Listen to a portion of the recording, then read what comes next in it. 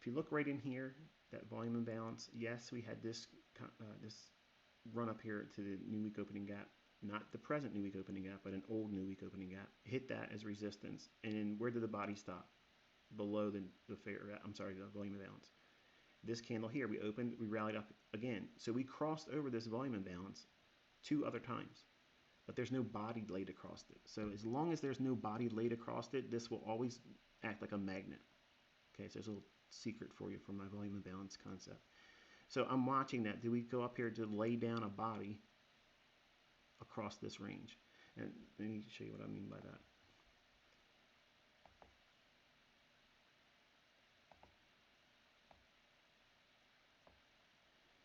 If you look at this area here, for me to be satisfied with this volume imbalance, I want to see it lay the body of a candle across it and close it. Now, I don't care where it closes, but it needs to lay a body completely over top of the high and the low that makes that volume imbalance.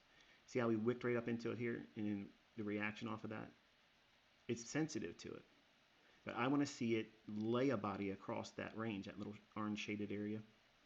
Once it does that and then it leaves it, then I'm satisfied, and I'm probably not going to refer back to that volume imbalance anymore. But as long as they don't drop a body across that range, it'll always find a way to go back and test it again multiple times. So that's why I teach that out of all my PD arrays and that are influential to me in my analysis, the volume imbalance is the most flexible one. And it's frustrating for a new student to learn that because they don't know what to do with it. It's a point where I expect price to come back to, and it can come back to it multiple times.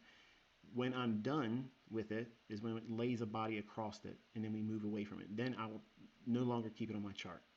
But as long as it stays open and there has been no body laid across it, it doesn't need to have both directions. Okay, it's not like a rebalancing necessity there. It's just once it lays a body across it and creates another candle, like see, it has yet to lay a body over top of it. It keeps wicking through it, but I want to see it trade and drop a candle body across it. And where it closes, in relationship to that little orange shaded area, it's not important to me. But you're here to learn, so I'm giving you the details as to what I do with that. And that's new insight. Even my charter members don't even know that. Volume imbalance here can be still seen on the 1 minute chart. And wouldn't this count as laying over top of that and you would be done? No, because I was observing and using the higher time frame. So I want that higher time frame to lay down a body over it. The lower time frames are always going to be a lot of movement back and forth, back and forth. That's not what I'm referring to. So wherever I see the volume imbalance form, whatever highest time frame I see it in, that's the one I'm referring to. Like that's the parent. And anything below that would be subordinate. But like an unruly child, this is the volume imbalance, but look, even in the 1 minute chart, it can stray outside the boundaries. But ultimately, it still respects the order of the parent from the higher time frame. And the bodies don't even respect, well, they do respect it in this regard, but they don't lay over top of it. So all of my PD arrays has specific characteristics.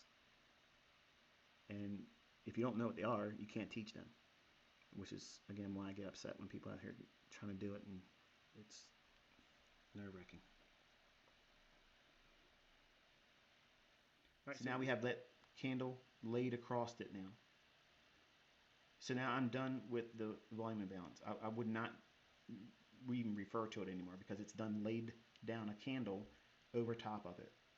So for those that have like 1,000 things on your charts and you're trying to manage everything, I don't obviously dress my charts up like this. I do it so that way it helps communicate to you as the viewer what it is I'm looking at, where it is framed, what high and what low am I using to make a reference point that identifies a specific PD array.